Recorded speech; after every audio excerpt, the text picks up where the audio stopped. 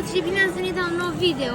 Astăzi suntem în Ploiești, la AFI, și am cumpărat două jucării. Am luat un Kaboom Trap de la Super Zim, ca să-l deschidem. Să vedem ce a picat aici oare. Avem un lacăt galben și o cheie mov sau albastru, nu știu ce este. Îi încuiem, eroul stă aici și l-așteaptă. Apoi cheia stă aici și o aruncăm. Stai așa cu abunul. Uii! Aceasta a fost căsuța și acum haideți să vă arăt ce mi-am cumpărat, ce mi-am dorit eu mult. Un brihez, este primul meu brihez. Nu, al doilea, am mai avut unul cu Monkey de un prieten. Și haideți să vi descriu puțin. Avem două nimfe. Cochetii se numește nimfă în engleză, e foarte frumoasă nimfa asta, am și una aproape la fel ca ea, mai are niște detalii mai puține și ăsta e puiul ei. Chiar îmi doresc să facă pui. Și aici avem o machetă pentru nimfa mamă. Și aici e puiul, asta e mama și asta e puiul, așa.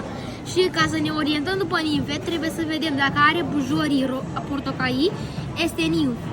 Este nimf, adică fată. Iar masculinul se numește nimfoi, așa am presupus eu.